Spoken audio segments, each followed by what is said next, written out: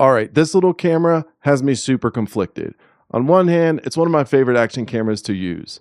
On the other, it comes from a company that I swore I would never buy from again. So what caused me to go back on my word and pick up the Insta360 Go 3S in 2025? Well, it's complicated.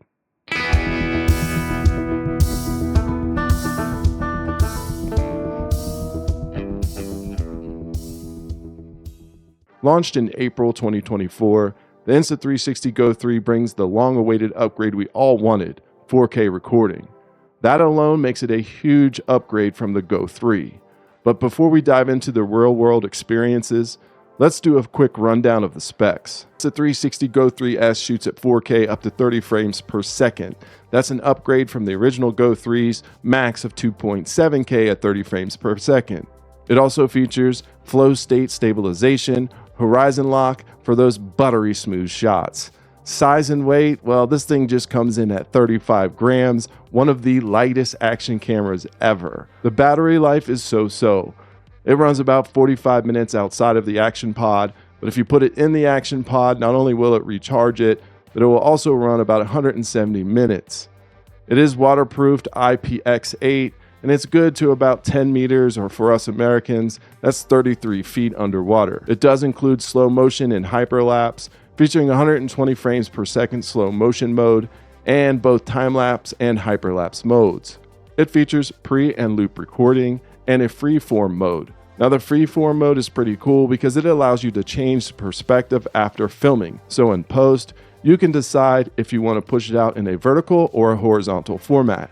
It also includes a really cool flip-up screen, super useful when you're trying to frame your shots. And of course, it goes without saying, a very useful feature if you're a vlogger. It also has 120 megabyte bitrate and a flat color profile, so that's going to give us a little bit more flexibility in the editing bay, especially if you like to color grade. So those are some pretty impressive specs. One of the things I didn't mention to you was the fact that this thing also has a 16mm wide equivalency lens. And that is a millimeter length that a lot of vloggers like to use because it gives you that really wide view. And that lends itself to this camera possibly becoming a really tiny, small, versatile vlogging rig. So with that in mind, I was actually here at the river the other day and I saw something that really angered me. Here it is. You see these sons of bitches? Oh, I'm so angry. I mean, look at this. Why would you do that? And in this river here is world-class fly fishing for trout. So I'm out here taking care of some lazy asses. They don't give a about this river, and they just want to build a fire and drink. Now, I'm not opposed to drinking. You do you, man. But I'm opposed to leaving this right here, and I won't stand for it. Oh, there it is, folks. Good deed done. Now let's go fish.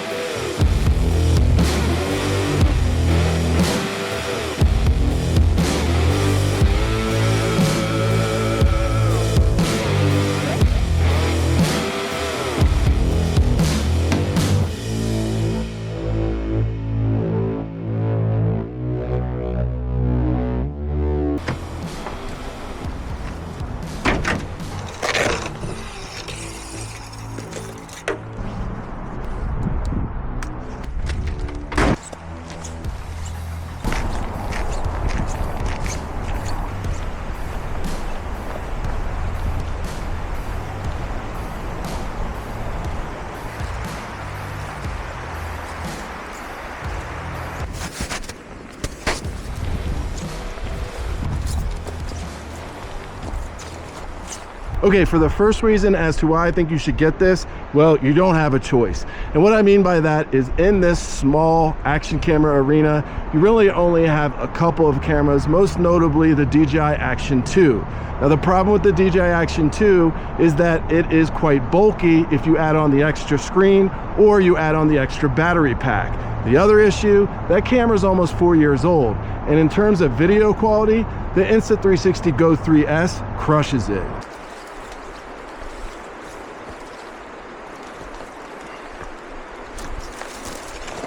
this is really cool. I just found something. I stepped over this log and I found a few of these before, but check this out. This is an arrowhead. No joking, I didn't plant that. That tree fell over and it was kind of embedded in the tree. So I always get jazzed up when I find arrowheads. I should maybe take a little second to look around here because it is flinted off of these rocks. So if you go look here, there's some cool little cliffs and stuff. You know, my imagination goes wild out here. I mean, who knows? Was it Indian on this trail?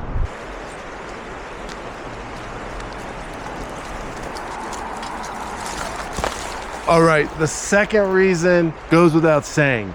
Its size, portability, and versatility is unmatched by any camera out there on the marketplace.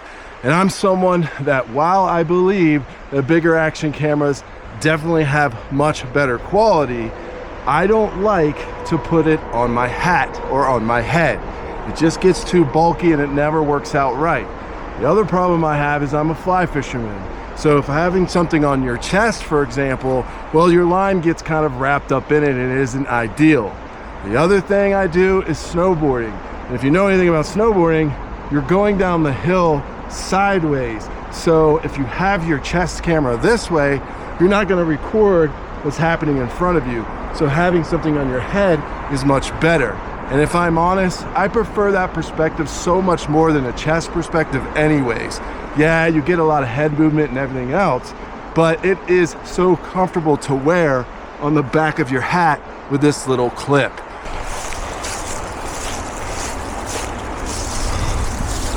Oh, that's cool. Something didn't make it here. Here's a nice little skull. That's an interesting skull, actually. I don't know if those look like grinding molars. Yeah, this must be a fawn or something. I don't think it's like a coyote, but you know, as morbid as it sounds, that might be something my wife would like. She might like me to have that, take it home, put it in the garden. We'll see if we can stuff this in the pack. That's when you come out here and there's not a lot of people that have been back here. That the snow, like literally 2 weeks ago, the snow back here would have been, you know, 2-3 foot. So yeah, pretty cool. I think it's right around here.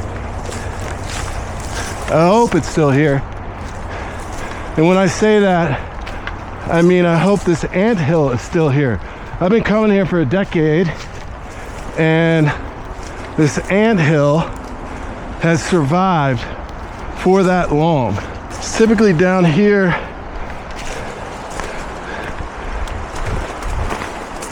Maybe it's under that snow pile.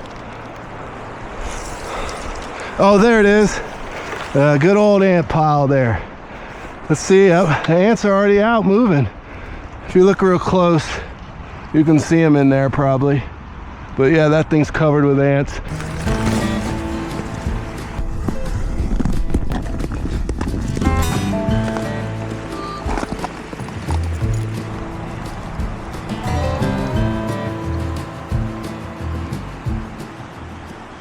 So the other reason I like this camera is because you can do some really creative shots, whether that's pushing it through some gaps in some trees, or like you just saw, opening up a bag. But really, it's just up to you. Because this thing is so small, you can put it in a lot of really unique places, and you can get those shots that might set your film off from other people. So even if you're not going to use this as, let's say, like an A camera, well, certainly as a B or a C camera, even if it just is for those unique perspective shots, I think it's well worth having in your quiver.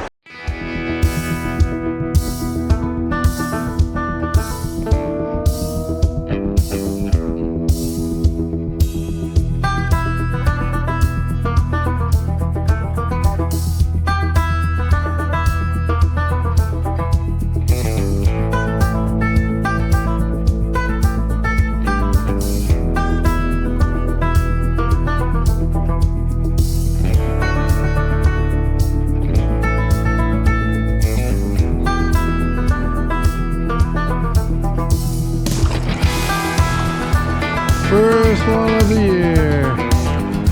Looks like you took that big stonefly. There he is. Rainbow.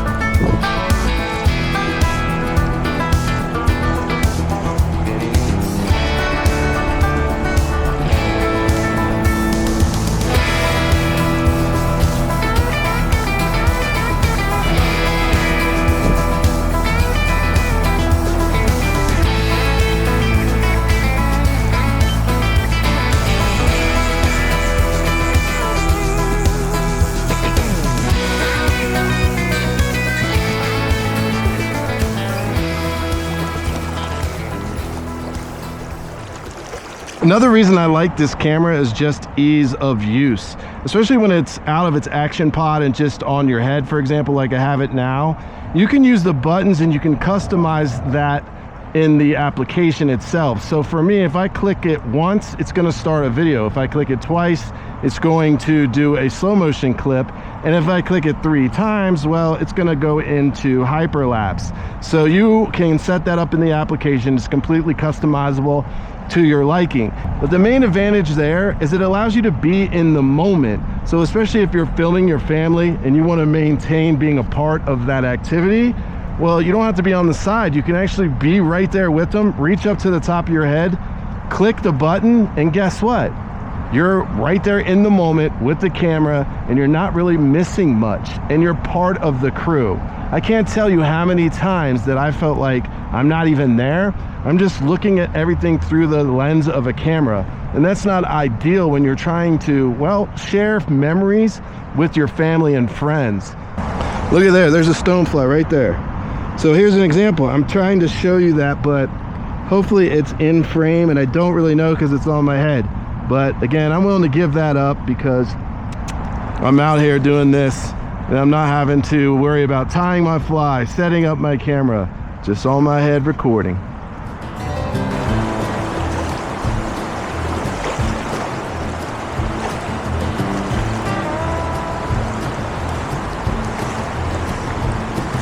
There it is. Woohoo! Man, they're jumping already?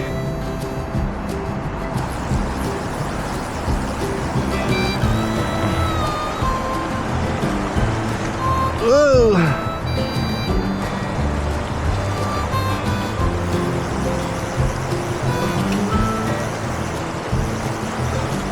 We'll scoot this little fella in here and get him off. Fight another day. Beautiful fish around these pots.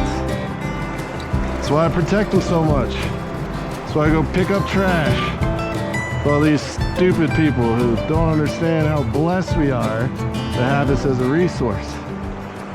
And the last point, well, it's all about the right tool for the right job. And that is a combination of all the things we talked about, especially if you like to do outdoor activities. You see, this thing is so small and lightweight, it doesn't take up much space. So you can easily put it in your backpack or whatever you have. And that's so important when you're out here. But in particular to fishing, well, it also has a feature called hindsight. Well, that's what it's called in GoPro. They pioneered it. They call it pre-recording. And what that simply means is you can have it on your head in pre-recording or wherever you have it. And if I'm fly fishing, and let's say I'm fly fishing, I hook up a fish and I reach up and I hit record.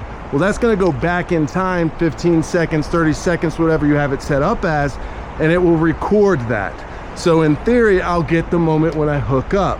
So again, in that regard for fishing, it's absolutely the right tool for the right job. Just to top off my day, a rainbow and a skull and an arrowhead. So yeah, I went back on my word. And I don't really like Insta360's business practices, but I really do like this camera. So would I buy it again? Well, yeah, begrudgingly. And only because it's the only option out right now in this form factor that I think can hold up for what I use it for. I think it's phenomenal for folks that do a lot of traveling, for everyday shooting, for documenting your family. I even think for vloggers, it's a pretty good option, and certainly it's passable on YouTube. The 4K footage isn't the best looking. It deals with a lot of jitters and a lot of shakiness in automatic mode. I don't really love the stability of it, but all that is eclipsed by its size, its weight, its versatility, and how discreet this thing is.